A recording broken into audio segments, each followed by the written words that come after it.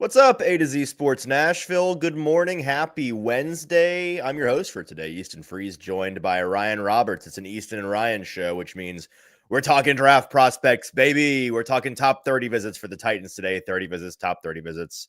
The nomenclature is the least important thing to me today. What is important to me is people get really aggressive over it, though. Easton. People get very well, aggressive I over know, 30 and versus top I 30. call them 30 visits, but then I hear people call them top 30 visits, and that seeps into my mind. We all know what we're talking about. The visits, the official visits that the Titans and teams around the league are having with up to 30 players. We know half of them.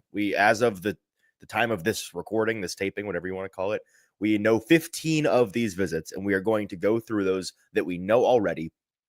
First, talking about what the big picture means in terms of clues for what the Titans are thinking in the draft, how much we read into these 30 visits as a roadmap to the Titans draft, looking at where these players come in on the big board and what all that means. It's a lot to break down from a big picture standpoint, but then at the back half of the show, Ryan, we're going to go player by player and just talk about what we think about some of these guys as prospects, what we like, what we don't like, where we think they're liable to go, all of those good things, which means we are going to have a great conversation and want everyone in the chat to be a part of that conversation. So, Ryan, tell those folks what they need to do before we get started this morning.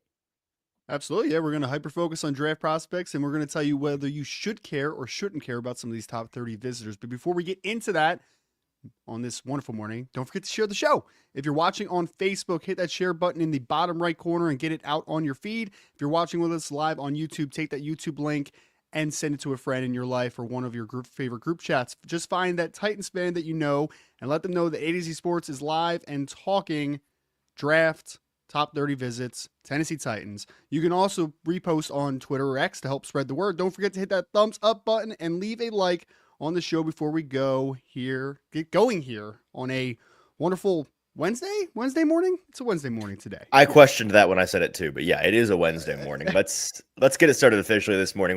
Welcome into the A to Z Sports morning show, live on a Wednesday, every weekday morning at 8 Central Time, streaming on Facebook, YouTube, Twitter, and not Twitch, not Twitter, Twitch, Facebook, YouTube, and Twitch. Links tweeted out segment by segment on our Twitter feed at ATOZ Sports. Follow us on Instagram and TikTok for more Titans coverage. Leave a 5-star Google review for A to Z Sports if you wouldn't mind. Big help to us. We got to thank our sponsors for making the show happen and helping out you guys at home. Wilson County Hyundai. Make Wilson County Hyundai a part of your new car buying process in Lebanon or at wilsoncountyhyundai.com. The Bone and Joint Institute, the region's destination for comprehensive orthopedics and sports medicine, boneandjointtn.org, and our friends at Bart Durham Injury Law. A crash can change your life forever, but help is just a click away at bartdurham.com. First of all, Ryan, before we talk about the 30 visits, The Beast came out this morning, which is Dane Brugler's seminal work of art that he works all year on. The most prominent draft guide, I would say, in our modern media landscape. And it's certainly the most comprehensive draft guide in our modern media landscape. He does a fantastic job with it, and it's always interesting to pour over it here in the home stretch of the draft process. Got like 12 minutes this morning to look at it before we had to hop on the show today. Just some general first takeaways for me are that he didn't say anything about any of the character guys in there, which kind of sucks. I'm old enough to remember last year when he was given T'Vondre Sweat the business in The Beast, and there was a lot of talk about it. And he was saying what he heard, which I don't begrudge him for. I'm glad that he put it in there. Yeah. This year, nothing on Walter Nolan, Luther Burden, Isaiah Bond, James Pierce, any of these guys that we have questions about. Just zip. The only thing I found was Mike Green, edge out of Marshall, who has, lawsuits that are in the legal record. And he mentioned that they exist. And that is all. It was a footnote. So I guess the agents got to him. I don't know what we're doing out here. It sucks. We're no intrigue. It's straight ball in this draft guide, and it's disappointing me. So straight ball. I guess we'll have to continue to speculate. I don't know. Yeah, I mean, the truth's out there, right? Like we've seen obviously a lot of reports about it at this point. Daniel says check Kyron Lacy. Okay, maybe Kyron Lacy has something in there. Yeah. Yeah, Kyron might have something there. But also his story's out there. Everyone knows that story, right? So Right. it's not So like who Dane's cares? breaking news in that type of regard, but it's still worth obviously a great read. He's over at The Athletic for people that don't follow The Athletic. It's a great publication.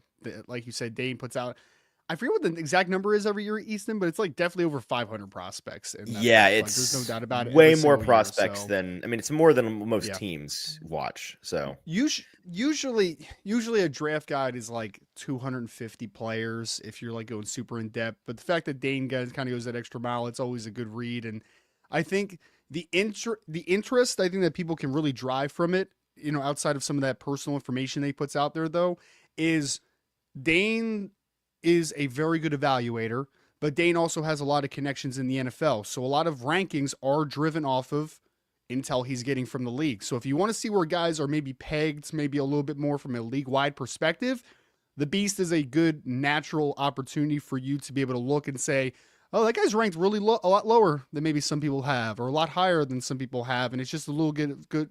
It's a good piece of like intel into the background of the draft process, especially since we only have a couple weeks left at this point.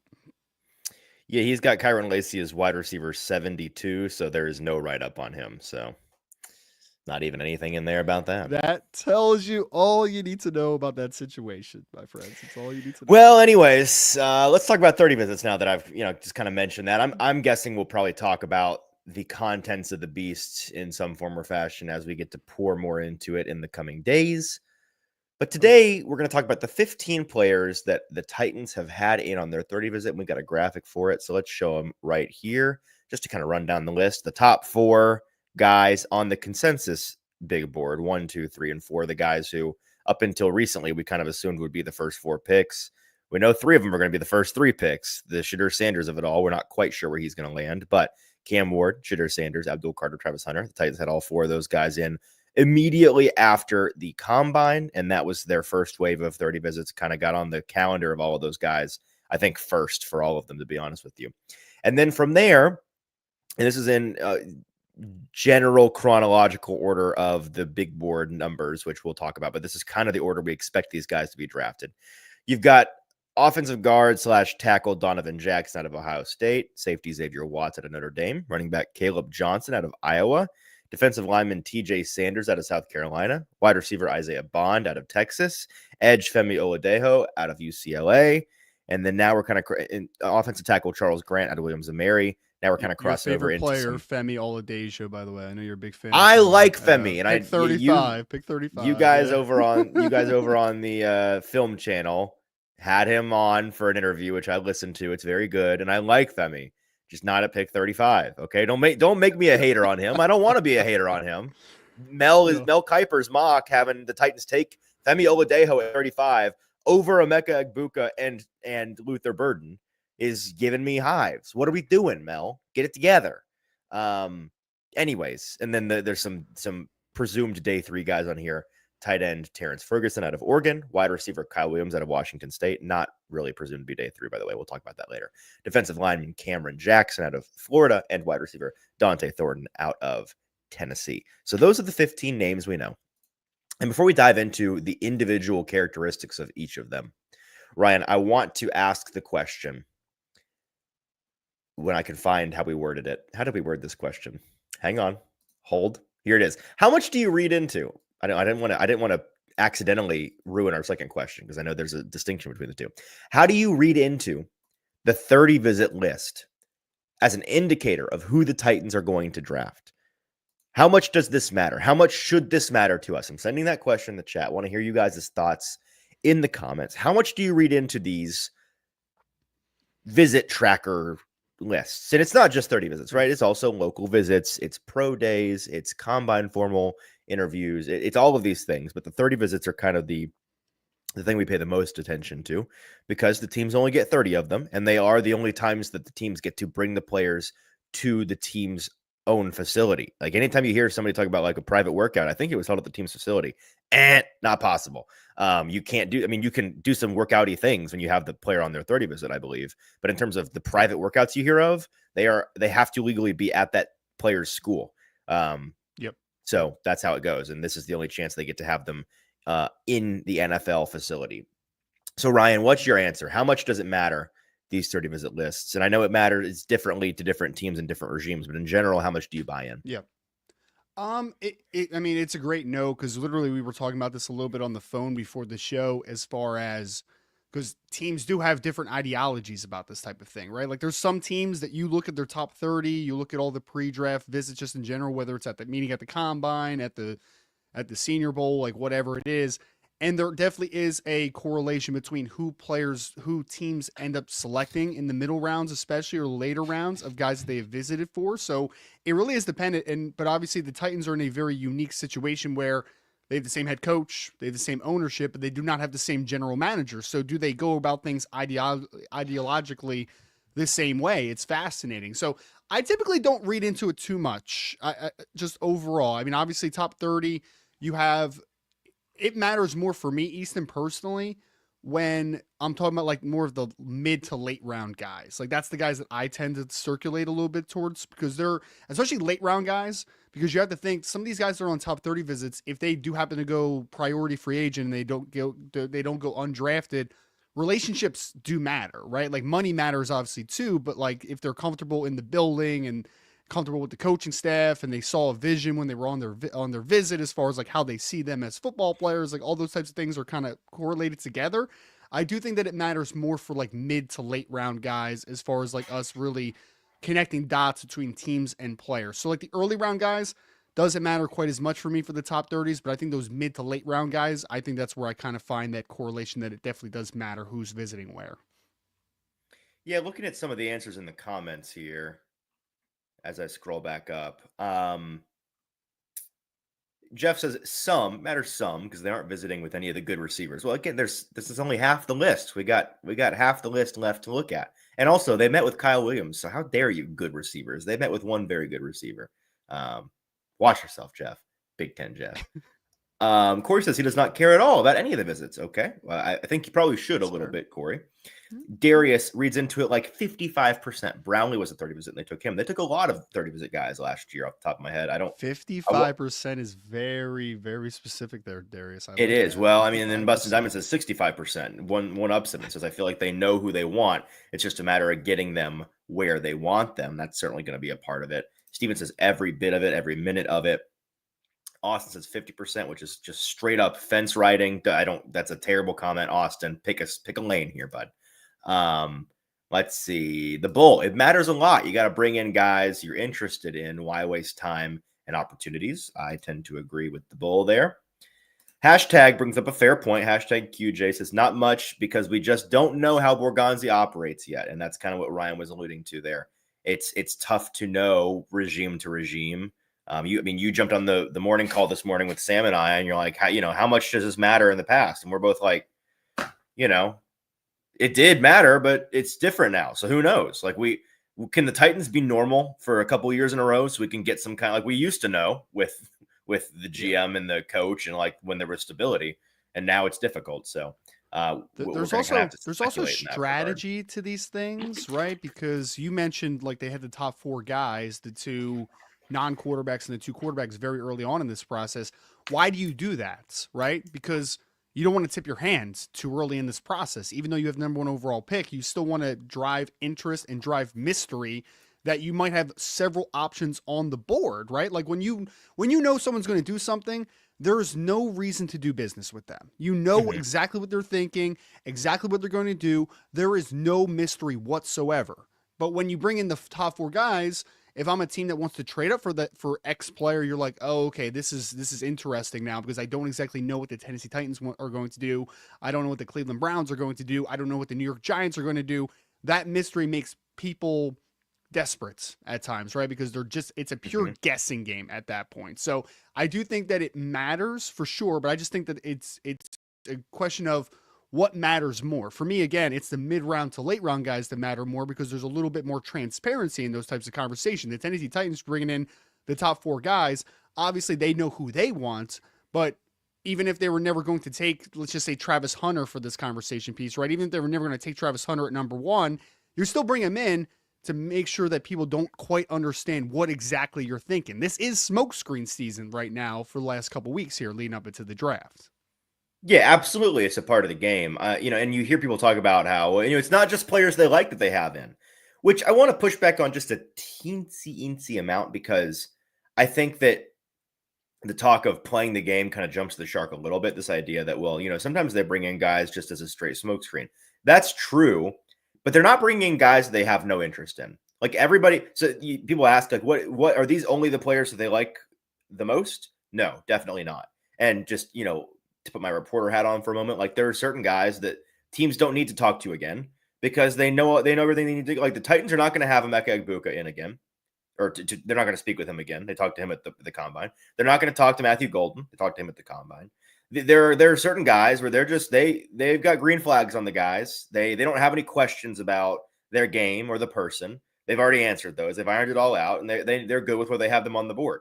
And that's not to say that they don't like them. Their favorite player in the draft they may not have in because they just like him so much. They're like, we don't need to talk to this guy anymore. We'll talk to him when we have him in here because we're going to draft the guy. So, they throw smoke screens with certain guys, and I think in the circumstance the Titans are in with that top pick and the top 4 nature of it, like you were talking about, Ryan, that's definitely a part of it. But obviously, all 4 of those guys were guys the Titans were at some point actively interested in, and they're players they definitely like because they're very good players. At least doing deep homework into them to make sure that they aren't a player that they're eventually going to target at number 1. So it's a job interview. Like all of this is a job interview, right? Like typically jobs have multiple interviews, you have rounds of cuts, then eventually you find your guy.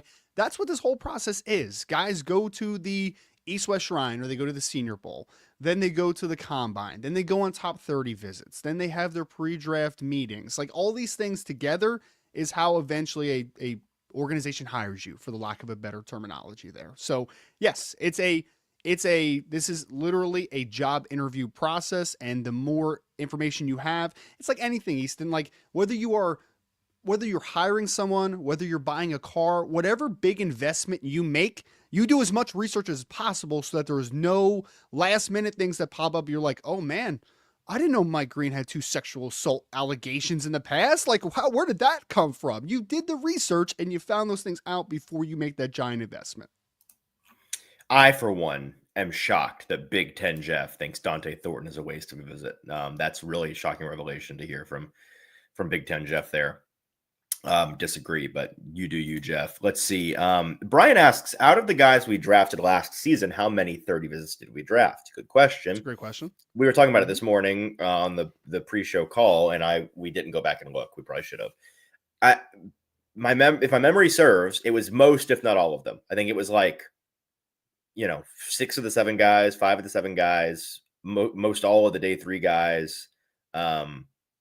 So it was kind of in line with the fact that the Titans, outside of round 1 in J.C. Latham, drafted all Senior Bowl guys last year too. Sometimes there are those patterns you see in hindsight. So last year, it definitely was a thing.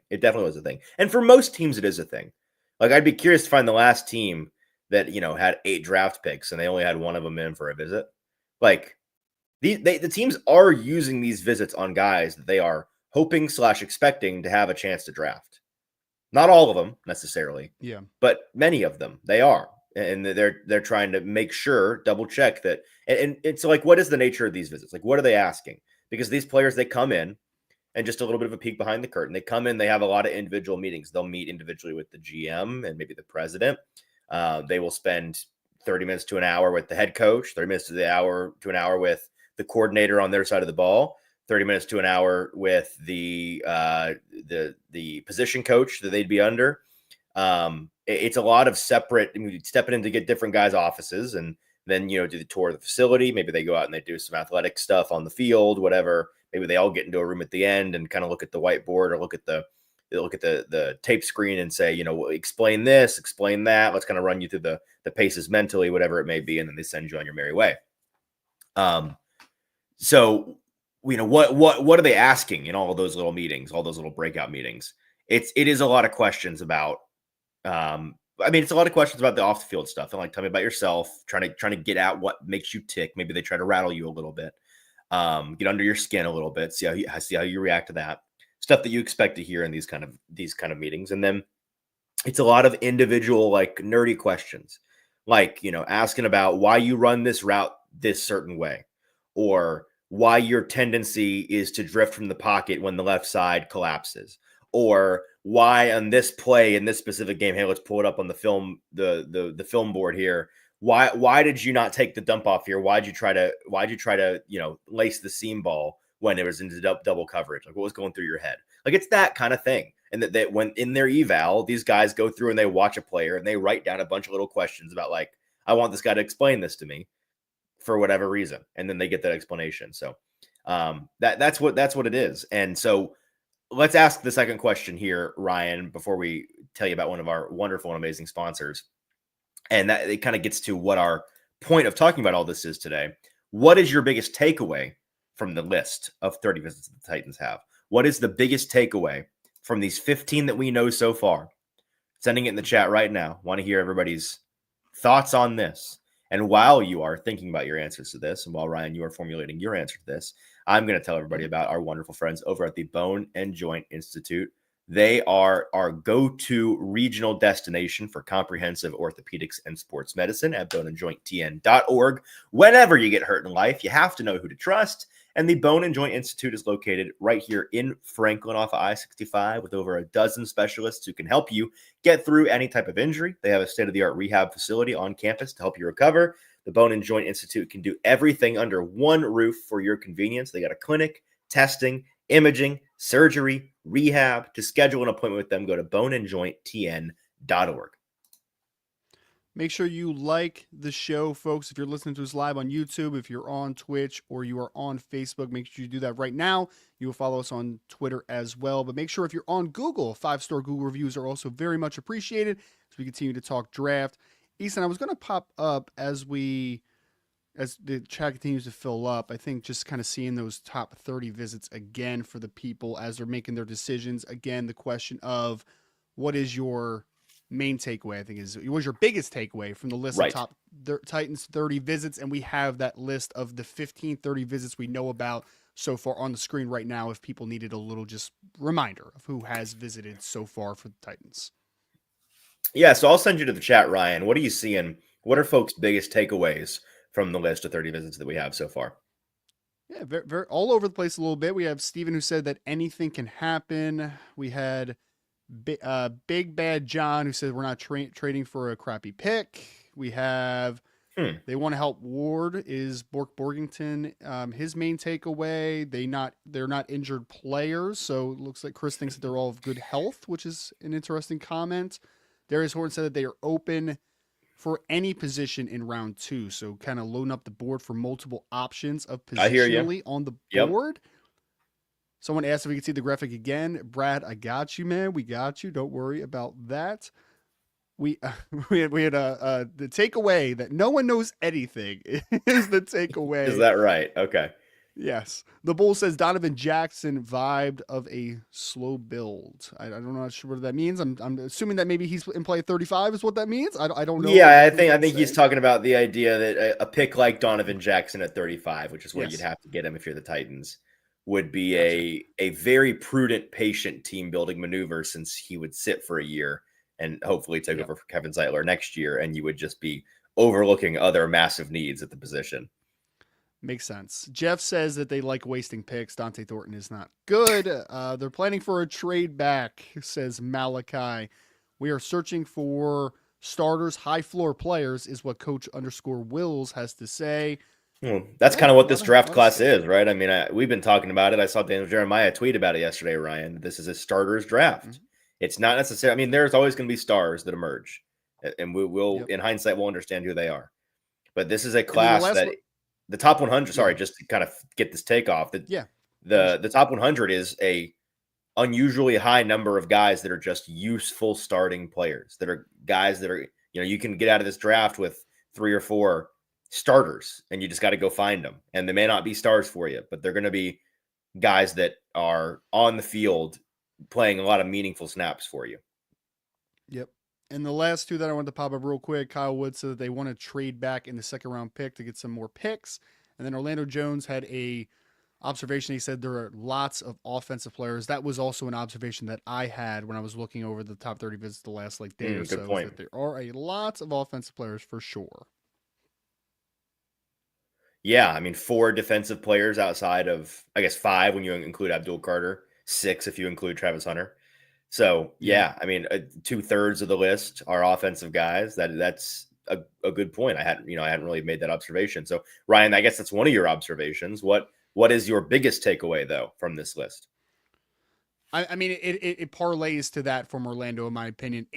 I think that this list tells me that there's definitely going to be a push to putting as much support around Cam Ward as possible. Like we talked about a Hmm. couple wide receivers on the board. We've talked about also this kind of aligns with free agency as far as trying to do their best to redo the offensive line the best that they can. Offensive line wise, they brought in Caleb Johnson, also a running back for Iowa. We've talked about the physicality, maybe to add to that running back room because you got a couple, more of the kind of the quick, shifty kind of guys in the backfield right now. So adding a little bit more size. I think support for Cam Ward is something that kind of pops off to me personally very quickly. On top of there being a big offensive list. Yeah, I think that's fair. I mean, aside from the fact that you've got a couple of receivers in there already, the fact that they are barking up the tree of second round running backs, second or third or fourth round tight ends. Um, Mm-hmm. yeah, it Developmental offensive tackle for the long right, term as right. The well. offensive Right. Yep. linemen, the tackles. Yeah, absolutely. That is interesting to me. The thing that stuck out the most to me, and I'm writing about this over at A2Zsports.com today.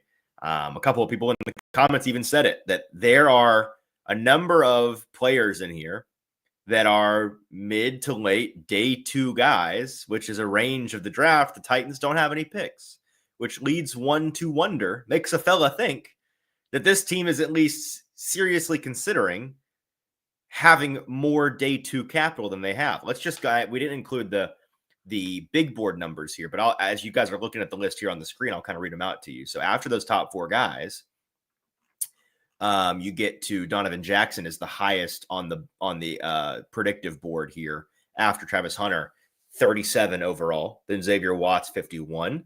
Caleb Johnson, 59. TJ Sanders, 65. Isaiah Bond, 69. Nice. Femi Oladejo, 85. Charles Grant, 94. Terrence Ferguson, 101. Kyle Williams, 107. So that's a lot of guys between 30 and 105. I mean, Kyle Williams is a fake 107. Can we agree on that? Like I think he's a top 100 pick. Like I'm going to be surprised if he's not. I'm going to go ahead and assume that even if it's in the 90s, fine. Okay, he's the 90th overall player, whatever it may be. I'll be floored if he's there for the Titans at 103. I've said that basically on every show for the past 2 weeks, and I'd love to be wrong, and maybe I'm just trying to jinx it as hard as possible, which I'd be fine with. But that is one, two, three, four, five, 6, 7, 8, 9. It's almost a third of their allotted visits, which are precious, and they don't hand them out to just anybody. They don't waste them on guys. A third of their visits they're spending on guys that are expected to go in the late round 2, round 3, maybe round 4 range, where they don't really have. I mean, they're going to be cleaning up that range with a pick at 103, and that's it.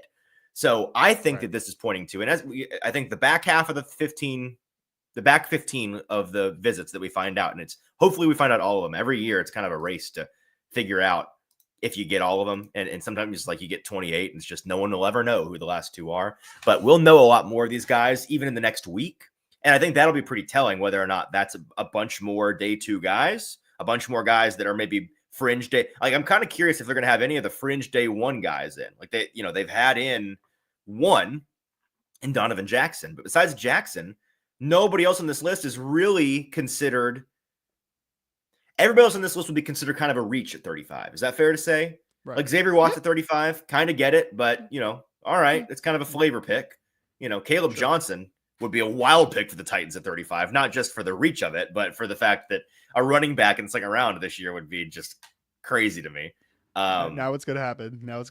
I know a defensive lineman in TJ Sanders. Like, is TJ Sanders going to be the best defensive lineman on the board at 35? No, he's not. No, he's not. So I'm curious to see another weird one too, and because I want to continue with the this mid level of the draft because I think it's very fascinating. The one thing I just thought about as I was watching the list as well, just to add kind of one more thing into the observation pool, is the 3 wide receivers that you have. I'm not listing Travis Hunter in this conversation, obviously for obvious reasons, but the 3 wide receivers of Dante Thornton, Isaiah Bond, Kyle Williams. What do they all have in common, Easton? they are all very fast, right? Very I mean, fast Kyle guys. Williams ran what 4.4 flats. Isaiah hmm Bond broke the 4.3 something. Dante The most Thornton was disappointing 4-3 of all time. Yeah, yes, yeah. yes. Well, when you say you're going to run 4.19, I know. disappointing when you run 4.3 something. But No, then I get Dante it, but I Thornton mean, ran, it's made us all forget yeah, the fact that he's still a 4-3 guy, yes, and on tape he is still a very 4-3 fast. guy. We learned something from that combine, and you could play. You throw Don Blue, the running back from Texas, into this conversation as well. Just don't tell people you're going to run. Just don't tell them. Just go out and run it, and just No. blow people away against Tell your them four it's three gonna athlete. suck. Be like, yeah, I'm gonna probably run. I'm hoping to run a 4.6 4.6. today. Hoping to Yeah, run a exactly. 4.6. And then you run a But 4.4, and everybody's like, this guy, put him up, first wow, rounder. speedster, A yeah. 3-round So bump in stock. Isaiah Bond 4.3 something. Kyle Williams 4.4 flat. Dante Thornton at 6'5" runs a 4.3 flat. Like, obviously, I think there was an intent to get faster at wide receiver. I wouldn't be Great shocked if point. a couple wide receivers get added to that list on day 3 that are just more of kind of like a Dante Thornton, as far as like you're not drafting Dante Thornton top 100 because he's just such an inconsistent player. But as a height, weight, speed guy, gamble on day 3, it makes some sense, right? And what is Cam Ward lauded for? It's his arm strength, right? It's his ability to make some big plays. So we talked about the wide receiver room, but I think if you're just talking about upgrading the wide receiver room in general, clearly the Titans are trying to get faster at wide receiver. They're trying to find one niche and one part of this wide receiver room to help hopefully create some bigger plays. I think it's a great observation, and it's something that is Titans fans know that is right in line with what we'd expect the Titans to want after last year when they had 0 receivers on the roster that could really separate consistently. Calvin Ridley got there eventually, and we know he has the speed to do so. He's just got to be able to do that consistently. Outside of him, nobody was separating. And Kyle Williams is one of the best separators in this class. Dante Thornton has the speed absolutely to do that. Isaiah Bond, we know, is a guy that has that speed. How dare you, Daniel says, no slow pokes like Isaac TeSlaa. What he lacks in long speed, he makes up for with size and route running savvy. Shut your mouth, Daniel. Did he also run pretty well? Did TeSlaa run pretty well? I think he ran fine. 4.4 something, right? Yeah, he's still fast. Daniel's just trying to get under my skin. I will not allow it. But yeah, that is something that I think will be a theme. And I think they're going to come out of this class with 2 or 3 receivers. Like I'll be shocked if they only draft 1 receiver. They kind of have to. They almost need to, right? I was like, out of just Yes. like numbers needs, right? Like they need bodies in that room. Yes. They just need them. Now, I mean, I guess they could just fill up on UDFAs, but I don't think that's the game plan either. Again, as I've talked about on this show, from a reporting standpoint, they plan on spending some mid-round picks on receiver. It's just a matter of where is that going to happen. And with Williams and Bond in particular, we know Dante Thornton is going to be on the board in day 3. Like he's going to be a day 3 guy, round 4, round 5, round 6, somewhere in there. With Bond and Ward, their draft positioning is kind of up in the air for different reasons. Williams. With Williams, Kyle Williams is a guy that up until like a month ago, we were all kind of like, yeah, day 3 guy, sneaky little day 3 flyer. And now the conversation is, I don't know how this guy falls into day 3. He seems like a round 3 pick, a pick in the 70s, 80s, 90s. And so I'm wondering if the Titans are hoping against hope that we're wrong about that and that we're all overinflating it and he falls. I know in the Beasts, Dan Brugler had him at like 91 or something off the top of my head in the 90s. So, that's kind of the range the Titans need him to fall into to make it a possibility for them to go get him, unless they're going to trade back from 35, I'd imagine. And then with Bond, it's a very different situation where it's kind of the opposite. And he's not rising. He's kind of falling in our minds because of the things we've heard from an off the field standpoint. And because we came into this process, he was kind of assumed. I mean, I think correct me if I'm wrong. It felt like for a time he was like a fringe first round pick, right? Like this guy could be a first rounder. Yeah. Isaiah Bond. There was a time where I think he could have been in the wide receiver 1 conversation very early in the season. Like after a game or 2, I was like, oh man, like this feels like it could be like a Jalen Waddle like rise, right? Where you're like, okay, top 15 type of pick, maybe. But then obviously the back half of the season and some was his fault. Other part wasn't, like he was banged up. So like, that's not his fault necessarily. But then he was just not very good down the stretch. I mean, there were just some drops, there were inconsistencies, like play strength, like all those things are just kind of a negative to him. But he's talented, man. I mean, he's really talented. I just think that he's a kid that needs more maturation. I think he needs more coaching. I think he needs more confidence at this point. So he's a little bit of a flyer just based upon everything involved in it. But if you, I think anybody that watches Isaiah Bond just move athletically, whether it's speed, whether it's ability to get in and out of breaks, like he's a very talented athlete. There's no question about that. Agreed 100%. As Tall Texan says, Bond is by far the best talent. I don't know about his off-field issues because our relationship with him was on the field, right? And that's the question that teams have, because you're right. Everybody sees that talent. They see the raw ability. They see a guy that can be great if he wants to be great. He's just got to want to be great. And so those are the questions the teams are having to ask themselves right now. But where he ends up going, I think, is really fascinating, because I won't be surprised if he's a guy that goes in the 60s or 70s, and team just like they just bet on the talent. I won't be surprised if he's a guy that falls into day three. If you fall into day four, it's tough news. If you right, that's what I'm sleeping on day four. Day three could be a falling spot for him, honestly, because of what we know off the field. I won't be shocked if he comes off the board at 107. I wouldn't be shocked if the Titans took him at 103, and that's just like they're like, okay, well, this is the point where we're willing to make a bet on the talent, and we see how it goes. But because of the things I've heard off the field, which again, I don't know how much of it's true, how overblown it may or may not be. But if he falls that far, I'm going to know, okay, well, it was mostly true. Those are real concerns. And the Beast didn't verify it for you, man. Didn't verify any of the information this year, which is just Dane Brugler, so you're dead sad. to me. You're dead to me. All right, well, we're going to go guy by guy through here, and we're going to talk about some of them just from a prospect standpoint, maybe learn a little bit more about some of these guys. Hopefully share some things with you guys that you may not know about them, because they are guys that we're zeroed in on.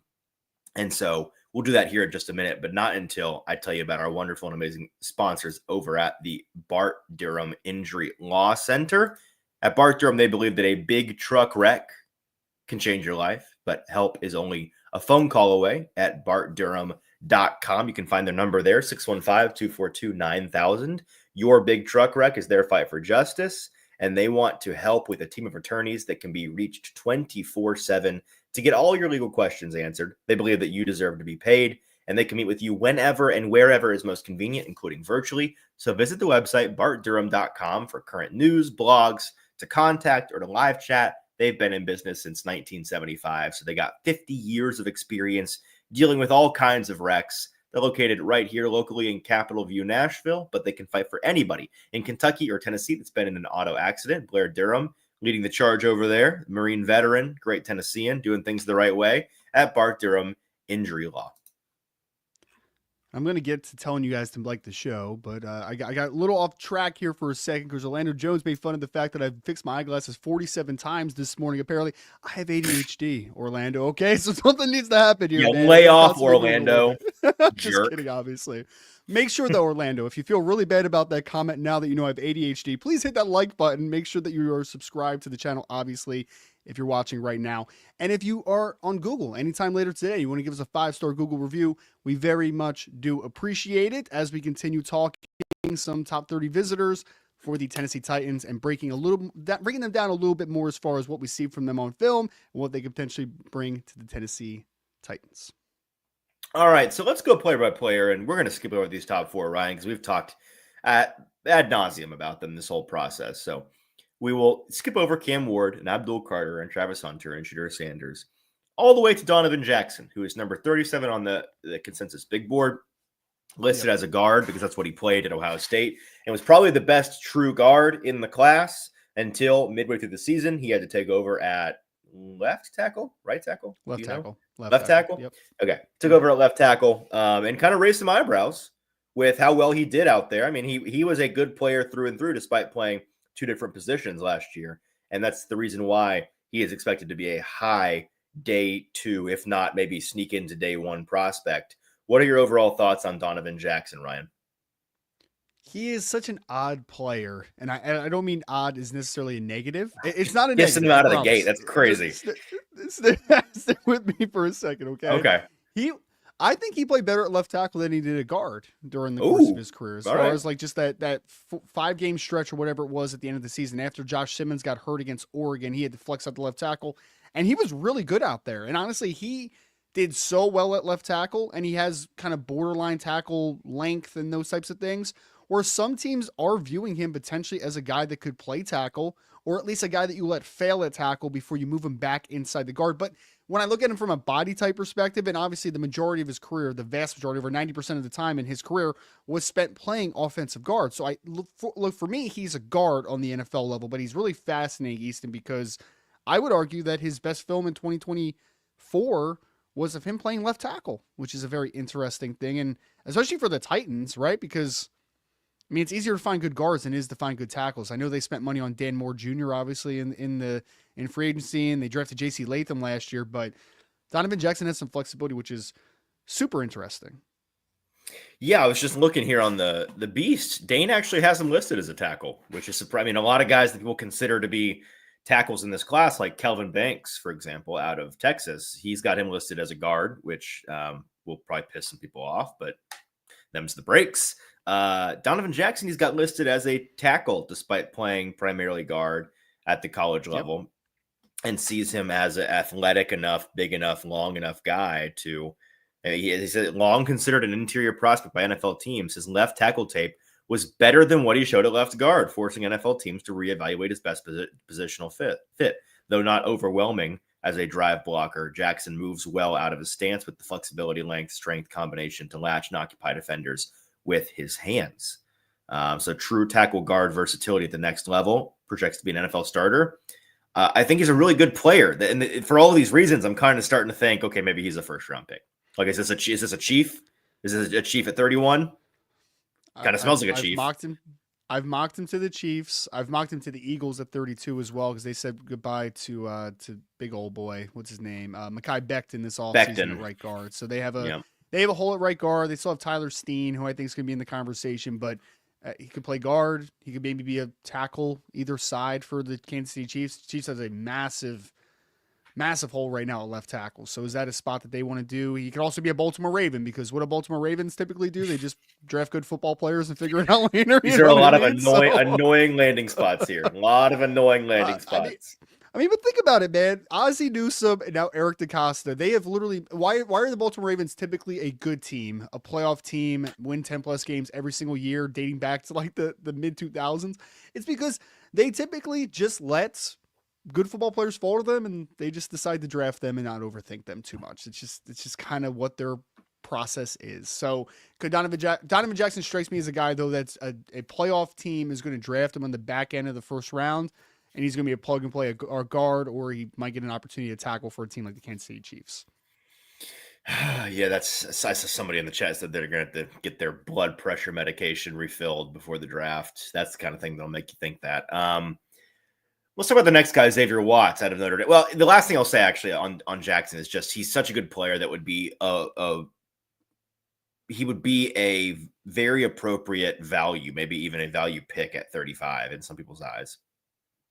And it's a high floor pick too, right? Like there's just not a lot of bust potential there at 35 with him. You know, the thing is, it just wouldn't make any sense for this team to go do that when they just did what they did on the offensive line. And so, like, I find the visit interesting, and I mean, it would be a BPA pick through and through. Like, it'd be a pure, sober, shrewd, best player available selection. Which maybe we find out that's just the way they're going to rock. I don't know. We'll find out. The next guy is Xavier Watts, safety out of Notre Dame. He's at 51 on the consensus big board. Talented, versatile player. I think he's a lot of people's safety. What do you have him? Safety 3 on your board? Where would you have him? 4? He's safety 3. I think he's safety 3 on my board. Yeah. Yeah. So he's most people's safety 3 and expected to be kind of that guy that goes early, mid, day 2 because of that. What's your biggest takeaway from Watts from your scouting, Ryan? He's the smartest safety in this class. I mean, incredible instincts and ball skills. He's had 13. So you're saying the other guys are morons. Years. You're calling the other guys idiots. No, I'm not saying that. I'm just saying if there is a level of intelligence, he is on the highest of that spectrum of intelligence. Is how I would I would categorize him. He's just one of those guys that, is he as fast or as explosive as a Nick Emenwari or even a Malachi Starks? No. Is he as No. fluid as a Malachi Starks? No. Is he as big as a Nick Emenwari? No. But You're you know really what Xavier selling me Watts here. is? I Okay. know. Athletically, I'm not going to sell you though. Athletically, he's Mhm. just very league average at safety. But you know what he does? He just What? makes plays, man. He's always in the right spot. It is the most absurd thing ever. There's no reason. You look at him and you're like, okay, he's right around almost 6 foot. He's 205 pounds. Good size for a safety. Not spectacular, though. It's good size. He's got good movement skills because he was for people that don't know, he actually started his career at Notre Dame as a wide receiver. So he was a wide receiver that moved to defensive back based upon necessity and kind of back and forth, back and forth. So he's got good movement skills. But but nothing about him screams elites, like, oh, Pro Bowler, all pro. Like, I don't think he's that guy. But what he is he's always going to be in the right passing window. He's always going to be there in the run game. He's going to take a proper angle. He's going to make plays ultimately. So for the people that hyper focus on just athletic traits, you're probably going to undervalue Xavier Watson. Honestly, I do undervalue Xavier Watson a little bit comparatively to some people, to be honest with you. But for people that just say, hey, high floor, what we just talked about Donovan Jackson, I just want to take a good football player on day 2. I just want to take a guy that I know can be a starter, that's going to make plays, that's not going to be in the wrong position, that's not going to drive my defense coordinator crazy.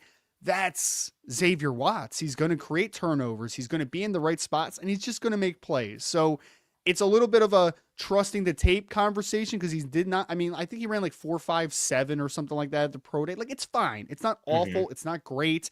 It's just somewhere in the middling kind of conversation. But the kid just makes plays at the end of the day, which is what you're ultimately trying to find is good football players in the draft.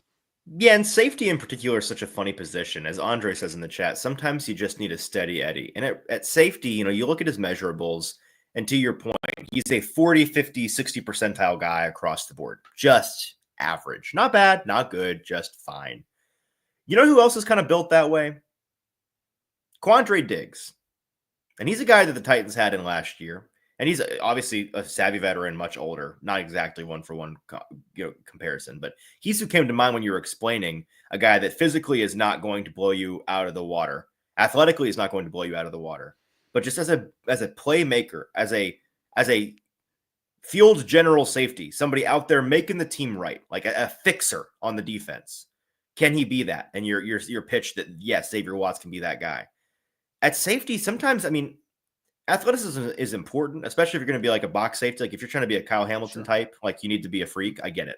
If you're trying to cover every inch of the field, for sure.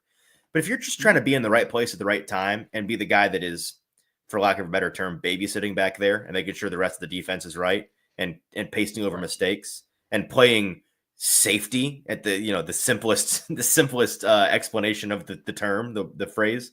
I think that somebody like Watts is exactly who you want. And sometimes that kind of player, would I be shocked if a Xavier Watts ended up having a significantly better NFL career than a Nick Emenwari? No, because we see that kind of thing happen with safeties all the time. The eye candy is not the most important thing for that position. It's just not. I'm not saying you don't need an athletic player at safety, but it is of the positions where I care about athleticism. Your brains matter more to me than your athleticism at the safety position. That's just the way I feel about it. Sure. Well, and overall, athleticism is so relative, right? Like, because I was about to say, you remember when Kyle Hamilton ran a slower 40 and people were like, oh man, Good maybe point. he's not that good. But it's also like, Yeah. he was 6'4", 220. So he's a little bit of a different dude. But even if you go back and look at Jesse Bates's testing coming out of Wake Forest, it wasn't exceptional. It wasn't. It was just solid. It was fine.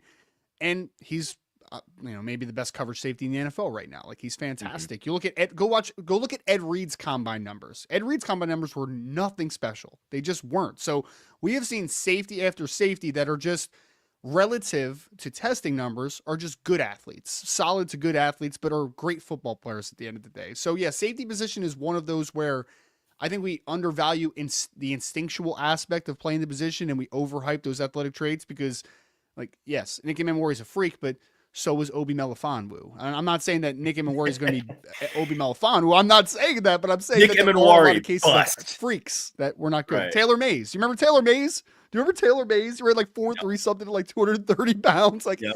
But he couldn't play. He just wasn't a good football player. Right. Yes.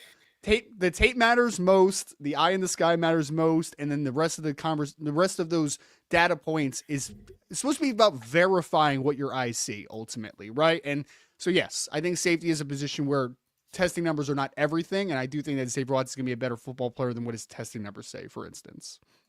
Well, let's talk about a guy that is more of an athletic freak, a size freak. Let's roll through some more of these guys. Caleb Johnson, the Iowa running back, is at number 59 on the consensus big board. And he's somebody who 87th percentile height, 95th percentile wingspan, 79th percentile weight, 96th percentile arm length. He big dude, bigger dude. Not a monster at the position, but certainly bigger than anybody the Titans have in their running back room. We talked about how it would just be wild for the Titans to take a running back day 2 if they only have one day 2 pick. But putting that aside, from a prospect standpoint, Ryan, what are the things about Caleb Johnson you think that might be intriguing the Titans as a player? Well, he's more smooth than explosive, but he's got great vision. Like first to second level, I think he sorts through traffic really well. I think he gets up to top speed relatively fast. So he's a bigger back, like you said. He was 220 plus pounds at the combine. But like my thing about him, Easton, is like, again, we hyper focus so much on athleticism, we lose the fact that like vision and ability to make guys miss in tight quarters is so important on the NFL level, because that's the reason that like, a couple of these like bigger backs that have come out a couple recent years, I haven't been overly high on, because I'm like, at the NFL level, I mean, you're playing at such high level, explosive physical athletes. You do not want to just put your head down and run through traffic every single rep. You need guys that really understand how to make guys miss and to how to find creases that are not initially there. And I think that's what Caleb Johnson brings to the table. He's not the most explosive back, but he's one of the more intelligent backs. He understands how to find creases. He understands how to use first to second level vision, and he makes guys miss, which I think makes him very valuable. Yeah, he's this is going to shock you coming from an Iowa player, but he's an old school back, not somebody that is you. I mean, he's an early down back, right? He's not going to be used a ton in the passing game. He can block in the pocket for sure, but like last year he had 240 carries for 1,500 yards and change, 6.4 yards per attempt, 21 touchdowns. So he was like, their whole. He was offense. on my college football fantasy team too, and what a fun he was in like the 4th round. I bet he kind of carried. That's some big numbers for fantasy right there. 21 touchdowns. We love that. But then 22 receptions on the year on 25 targets for 190 receiving yards. So he makes sense for the Titans from hey, you currently have 2 guys on the roster that are 3 down guys or late down guys. They're going to be more receiving, certainly more often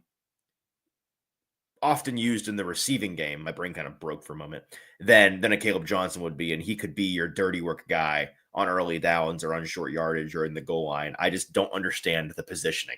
Like because even if they trade 35 for pick 50 and pick 85 or whatever it would be, then spending pick 50 or pick 85. I mean, at 85, you'd be like, okay, you're getting a deal on maybe a Caleb Johnson. You feel like you're getting a value, but I still wouldn't get it. 103.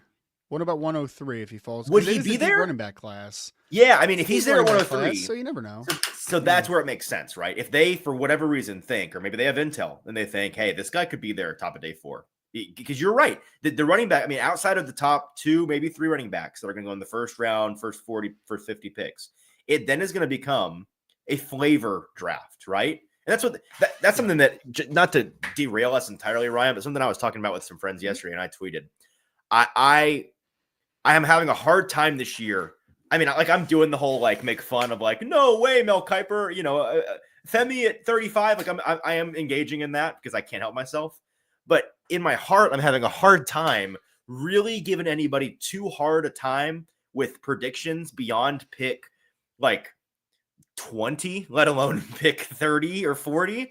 Because I think in this class, like once you get past those first 20-ish players, it's going to be a lot of pick your flavor decisions. A lot. And I think boards across the league, I mean, and we say this every year, but this year in particular, I think boards are going to look really different. I think there's going to be a really healthy number of shockingly high and shockingly low picks. I can't believe they took this guy at 35. I can't believe that guy fell to 79. And so maybe that's the key. Maybe that's the thing that will make all of this make the most sense in hindsight. It's like, wow, they got Caleb Johnson in here because they thought he could get him at 103, and they got him at 103. What a deal. What a deal at 103. What a great player to add to this offense and to help out, the new setup around this rookie quarterback. But outside of that, I don't get it. outside of that, I don't get it. So here, let me paint. I know we want to rapid fire through these a little bit faster, but so let's say Caleb, with the 35th overall selection, the Tennessee Titans select Caleb Johnson, running back for Iowa. What is Easton Freeze's reaction? Disaster. No, no, nightmare. You can't do it. That's my reaction. It's bad. It's really bad, especially with who I know is probably on the board there. I'll be talking about you passed on this guy and this guy. It'll be bad. You can't pass on Femi Oladeo for give me Femi in a heartbeat at 35 before you get him. No, honestly, yeah, you can though. You can take him there if that's going to be the option. So yeah, let's kind of rapid fire through the last couple of these guys that we care to talk about. TJ Sanders, sure. I won't lie, don't have a whole lot to say about TJ Sanders. I've not grinded the defensive line group in this class for obvious reasons because it's like one of the only groups the Titans don't really need. 65 on the consensus board, pretty standard middle of the road measurables. A little bit of an under. I mean, the thing that sticks out is that he's only 297 pounds, so he's a lighter body, but he plays interior defensive line. Do you see him playing inside and out? Do you see him being a versatile player because of that size? So it's really interesting that he's on this list because, again, interior defensive line is obviously a very good spot for the Tennessee Titans. So, and he is kind of viewed as a day two football player. I think he's going to be a top 100 pick. So it'd be very interesting why the Tennessee Titans even have any slight of interest in him. So he's 297 at the combine. He actually weighed only 283 at the Senior Bowl when he was down in Mobile, which was very 283. Wow. He was 283 at that point. He gained 14 pounds to the combine, which was very strange. But at South Carolina, they asked him to play like a lot of one tech, a lot of 2-2-Is. They're asking him to do a lot of dirty work in their system, but I actually think he's a really smooth athlete. I think he's got upside as a penetrator. So I actually think I think that the cliche of he could be a better NFL player than college player is I hate that cliche. It's dangerous. It's what it is.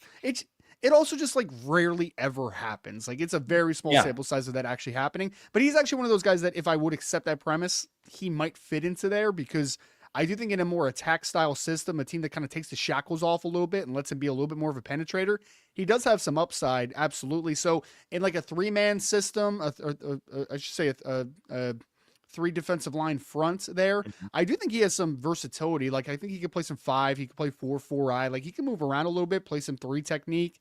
But I'm very interested why Tennessee would have any slight of interest in him because I don't think he's going to last till day 3. And even if he does, is that still a big enough need that you're going to draft him early day 3? Like, I don't know. It's very interesting. Right. We'll skip over Isaiah Bond because we've kind of talked about him already and the variables they're in. Tell me about your boy Femi, who you guys, again, go and listen to the interview on the A to Z Film Room YouTube channel that Ryan conducted with Femi. It was good. I enjoyed it, but you guys, I'd imagine you talked to him because you like him a lot as a player.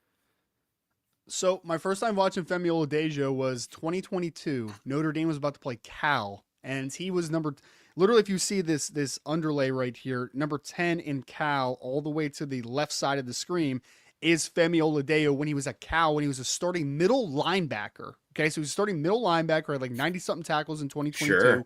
Transferred to UCLA, was still playing inside linebacker.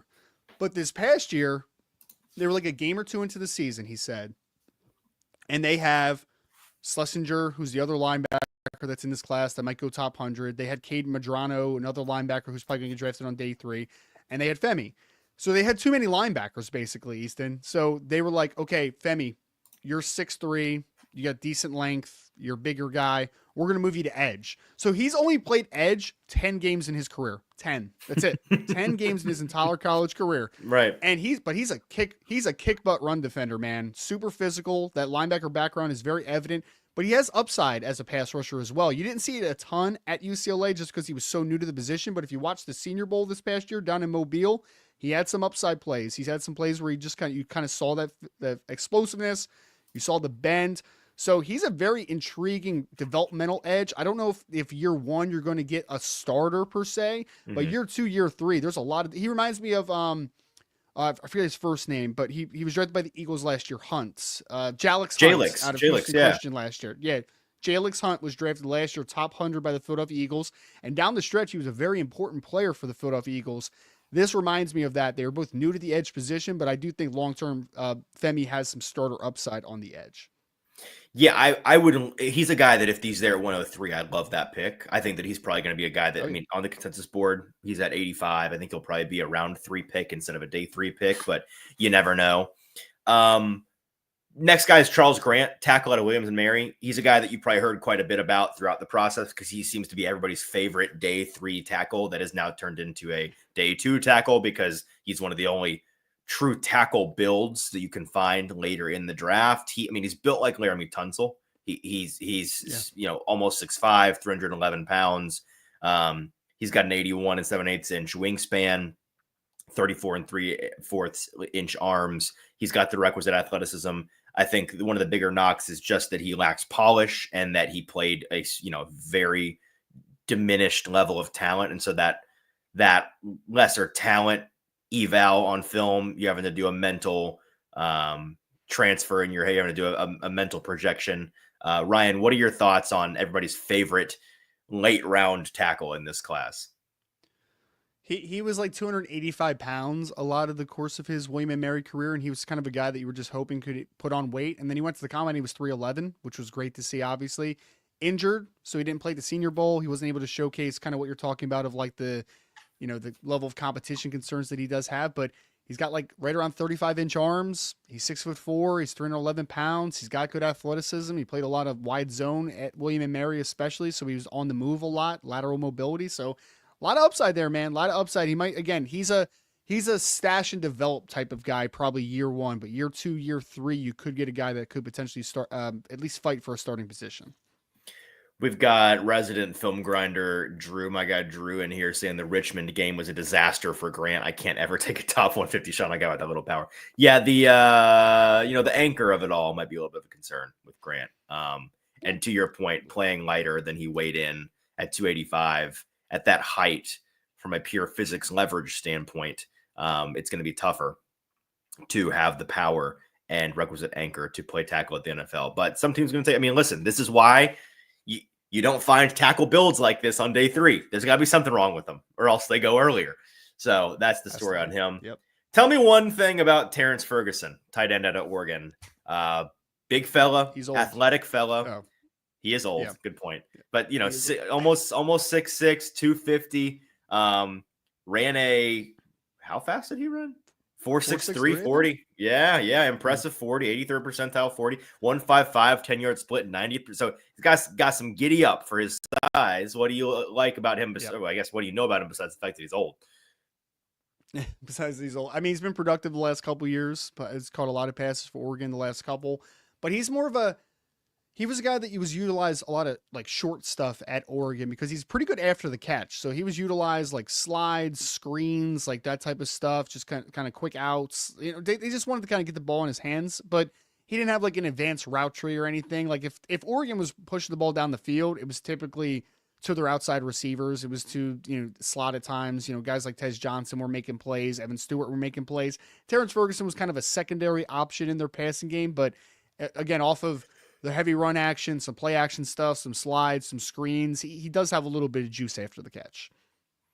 Yeah, he's the kind of guy that, if they go tight end in day 3, I think that his prototype makes a lot of sense. As Drew, once again, another sharp comment here, talking about how he has a lot of untapped athletic potential and he's the best inline blocker at tight end in this class. The Titans are obviously hunting for that true, someone had somebody inside the Titans building tell me they're looking for a guy who has that lost art of the inline wide tight end. They're looking for somebody that is an artist at that position, and somebody like Ferguson would fit that bill for them and take over at a position of need. We've talked about Kyle Williams a lot. I'm going to save that because we're probably going to talk about him more in the future. So everybody knows to deal with Kyle Williams. He rocks. We like him. We'll talk more about him later. The last 2 guys, Cameron Jackson, defensive lineman out of Florida. Talk about a guy, hand up. I don't know anything about this guy. Do you know anything about this guy? I do. So he was at Memphis originally, transferred to Florida before the 2023 season, spent the last 2 years at Florida. Easton, when he came to Florida, he was 385 pounds. 385 pounds. That's a I mean, big you want to talk boy. about just generally, it's also just not healthy. You should probably not be 385 No. pounds, just kind of from a, just Tell that to healthy living Devondre Sweat. perspective. Right. Well, tell that to Desmond Watson at Florida as well. Like that's a different True. conversation though. But They're feeding him well he down is there. they're feeding them very, very well. Jackson has lost a lot of weight the last couple years. He's gotten into a lot better shape. I want to say that he was down more in like the 330 something pound range last time we saw him, which is good. Obviously, you don't have to be 380 pounds. Like there's just no reason to be that, but he steadily lost weight. I think he played around 360 his first year at Florida. I think he was down more in like the 350, 345 range this past year. He just kind of keeps getting himself in better and better shape, but he's physical, man. He's physical. He's dense. He's going to work at the point of attack. He's never going to be a pass rush guy. He's never going to be able to split gaps consistently. Like if you're drafting him, he's a mid to late day 3 player that's going to play 1. He's going to play 0. He's going to handle the run as a rotational player. That's what you're getting there.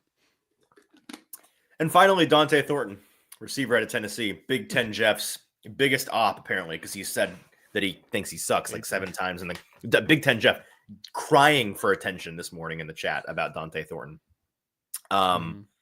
Love you, Jeff, but I saw like 7 comments. You need to give it a rest. He's at 155 on the consensus big board. He is somebody that is a name that you've heard quite a bit since the combine because he's a little bit of a workout warrior. He's somebody that athletically intrigues people because I think it might be fair to say, let's be gentle for the Tennessee fans here. I think it might be fair to say that maybe Dante Thornton and his skill set wasn't best utilized in that Mickey Mouse offense and or best utilized by the level of quarterback play that they had last year. Maybe. Now, I'm not saying none of it's Dante Thornton's fault that he didn't produce more, but I can see it in the right system. I can see it. He is a fluid runner for his size. He's a bigger fella. He's a fast player, as you mentioned earlier in the show. As a mid to late day 3 flyer, if you're getting him in the 5th to 6th round, which I'm not even sure is a possibility at this point, but if he's there, I like this pick. Wide receivers who can't catch is usually a tough sell, honestly. Come on, man. That's a pretty important part. Pretty important part to play wide receiver. Sorry, I just need to help Jeff here. I can teach hands. Yes, we can fix that. We can teach that. Yeah, I mean they've all like the different, well, you remember Jonathan Stewart, the running back, and they did like the lasers or whatever to improve his vision and all that type of stuff, like hand-eye coordination, all that type of stuff. Sure, it could get a little bit better, but yeah, man, his hands are a little bit rough. But he's a height, weight, speed guy on day 3, and there's not a lot of height, weight, speed guys on day 3. Like, I mean, outside of him and like a Isaac Tesla, who are we taking on day 3? That's like, man, that's an intriguing developmental height, weight, speed guy. Taking both of them, right? Taking both. I mean, at least as Daniel says in the comments, Dante Thornton, McMath, Green Beckham. That's his full name. If you didn't know. Yeah. He's talented though, athletically. You turn on if you want to sell yourself on Dante Thornton, go watch the Oklahoma game. Like that would be the game to go watch. I mean, he was running by dudes. He's an explosive, long, athletic kid that has some upside. The one interesting thing is because we kind of phrase him as like this developmental guy. He's actually one of the older wide receivers in this class though. So if we're talking about like developmental window, that's a little bit funky, but he's at that point in the draft. If you miss on Dante Thornton, the 5th round draft pick, who is going to remember in 5 years if you miss on Dante Thornton? Not a single soul. It's a dart throw worth taking at that point in the draft. All right. Those are the 30 visits. You want to play some sports trivia? Let's do it. Yes. Sweet. Shout out to Wilson County Hyundai. Make them a part of your car buying experience over in Lebanon or at wilsoncountyhyundai.com. All right, Ryan, if you can go and find the overlay, which once again will probably not have our correct names on it because I never remember to fix that. I will pull up the trivia, which I have ready to go. I was before you apparently. It's I don't know how that happened. No, just go ahead. Just go ahead. It's fine. It's fine. Right, let's do it. It's one of the sloppier transitions. Today I'm Austin. Today you're Easton. That's fine. So we can blame it on those 2 losers if we're bad at this. All right, chat. We got an MLB and an NHL, which is bad news for your boy. So we need the baseball and hockey heads to lock in the chat for me real quick. Lock in. We're going to start with NFL. We're going to go counterclockwise. The gold standard around here is under 4 minutes. 9 for 9, no misses. Here we go. Are you ready, Ryan? Let's do it. NFL. Drafted 7th overall in 03, this quarterback went 24-20 as a Jaguar starter from 03 to 06 when he lost the starting job to David Garrard. Oh, it's what's his name? The offensive coordinator, Byron Leftwich. Leftwich. Yeah. Retail and shopping. This bank is the second largest banking institution in the U.S. and owns the naming rights to the Carolina Panthers football stadium. It's U.S. Bank, right? Is it U.S. I think Bank? it's U.S. Bank Stadium. Am I wrong about that? Is it Bank of Ooh. America? No, not Bank of Oh, America. wait. It may be Bank of America. It might be Bank of America. At BOA. Yeah, Bank of America. Yeah. Yep, it's Bank of Yeah. America. That's my bank, so I should know that. Yeah. Mhm. Come on, Ryan. Running on the UK's Channel 4 and HBO from 2000 to 04, Sacha Baron Cohen played his character Borat and Bruno originally on this sketch comedy show. Borat was on a sketch comedy show? I didn't know that. I didn't know that either. Great Okay. success. Uh-oh. Chat. All right, What- chat. what was chat, this? we need this one. Oh, it's Ali G, right? The Ali G show? Ali G show? Is that what? Yeah. Sure. I forgot about that. I did know that. Experiment 626 is the code name for this adorable alien that was the focus of this 02 Disney animated movie. That's getting a 2025 live action adoption. That's Lilo and Stitch. Yes, it is. Lilo. Quit making live action movies, Disney. Nobody cares. This singer had multiple Billboard Top 100, Hot 100, Top 5 hits in the 80s with her songs Heaven is a Place on Earth, Mad About You, and I Get Weak. Know the songs. Who sings them? Yes. Who sings them? Place on Earth. Chat? I should know this. Belinda Carlisle. Yeah. Good job. Nice. They're locked in the chat. It's good. The chat, big day for the chat. The words semi-sweet chocolate nonpareils are found under the name of the are found under the name of the chocolate candy package in brown and white boxes. Wait. Are they Words chocolate not chips? found I'm confused. This chocolate candy packaged in. Brown and white Wait, boxes. I'm a little confused by this question, just in general. How it's phrased. The words Nestle? people are saying. That's like an overall brand. Loves chocolate. Hershey's. Oh no, we have a lot of different answers. We need somebody that knows. The words semi-sweet chocolate nonpareils are found under the name of this chocolate candy packaged in brown and white boxes. Oh, snow caps? Is that what it is? A snow cap is a nonpareil. Is that what that Is is it? asking? Yeah, snow cap's a nonpareil. Yeah, absolutely. Okay. Wow. Yeah. What a poll. Okay. Nice. At age 31, Matt Duchene scored a career high 43 goals for this Western Conference team in 22 and 21-22. This is the Tampa Bay Lightning. I'm pretty sure. No, it's my fault. We were doing Chat. so well. Tomatoes for me. Oh, I know he played for the Lightning. I just got the times wrong, I guess. Francisco Rodriguez's final All-Star seasons came as the closer of this NL Central team in 14 and 15 when he totaled 35 plus saves each season. All right. I just know him as an angel. I don't know him as anything else other than an angel. Guys, was he with the Preds in 21? I don't think that's true. I think he was with the Preds after 21. Okay, well, maybe Oh no. It was the stop before the Preds. I'm almost positive. Okay, whatever. We'll get back to it. Francisco Rodriguez. Anybody? Pirates? Somebody said Pirates. No, it's Lewis Brewers? saying it. Brewers. Getting some Oh Brewer yeah, answers. Brewers. I think Brewers is correct. That actually sounds right. All right, we'll take I only that. know him as an angel though, so I don't care. All right, celebrity mashup. Oh. Whose big old forehead is that? Whose hair is that? I'm looking at the hair first. The hair is very, very. This one's not a dead giveaway. No, that hair is definitely. Guys, I don't know. Madonna? No. Anybody have a Tom from Succession? Maybe. That's not RDJ. He's got better hair than that. Yeah. Chick from Chick from Ozark? Ozark. Man, we started off so well here. That's not No, good. it's How I Met Your Mother? That's not Neil Patrick Harris, I don't think. He's got better hair than that too. Are you Dude. sure? Hauser? I mean, maybe. I don't think he has all those lines on his forehead either. This looks older than Neil Patrick Harris. Harvey think it's- Specter. Now he does have better hair than this. We can try. I mean, I don't have a better answer than Neil Patrick Harris. We can try it. Man. Chat, do we feel like it's Neil Patrick Harris? Something Gardner? Not Jennifer Gardner. So Tom Hanks had Judge Judy. No. I literally have no idea on who this girl is. I don't know her at all. Oh, this got really rough really quick. Man. Bend over. Nice. The girl from Ozark. Okay. Somebody, what's the name of the girl from Ozark? We can't put in name of girl from Ozark. That's not an option. Hair is too dark. I felt like Neil Patrick Harris's hair was darker later in his career, though, was it not? I feel stuck. I don't know what to do. Like if you I don't even have a remember, like guess. how if you watched How I Met Your Mother, like his hair was definitely darker at the end of How I Met Your Mother than it was in the beginning of How I Met Your Mother. That's my thing. People think this is Julia Gardner. So, okay. Well, sure. Why not? Julia Gardner. And do we want to say Neil Patrick Harris?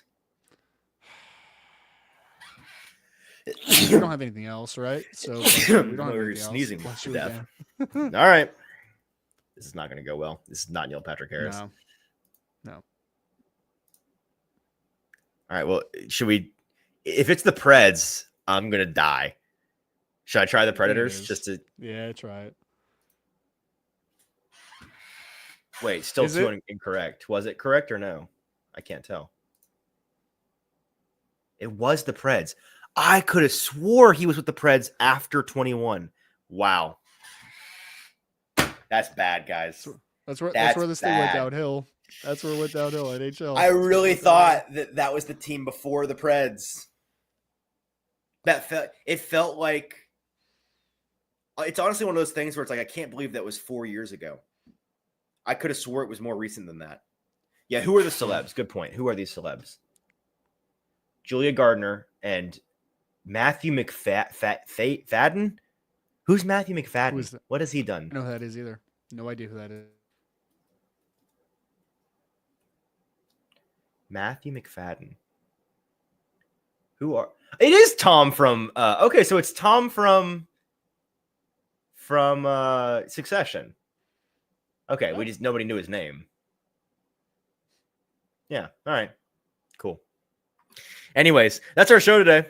Thanks for tuning in to whatever that trivia was. We'll try to. That was We're gonna erase that from our minds. We're gonna flush that one. Come back, hopefully stronger tomorrow. Hey, Sam is back in the house tomorrow. Remember that guy? He still works here, and he's back from his honeymoon adventure abroad. He's been to many far and distant lands, and he's come back with many tales to tell. So it'll be Sam and I tomorrow, I believe. We'll be talking about who knows what. Maybe we'll do a Q&A, but where Sam asks the chat all the questions because he's got to get it back up to speed on what the heck is happening as the draft cycle comes to a close. Whatever it may be, tune back in with us tomorrow. Same place, same time. Like the show before you go. Subscribe before you go. For Ryan, I'm Easton. We'll talk to you tomorrow.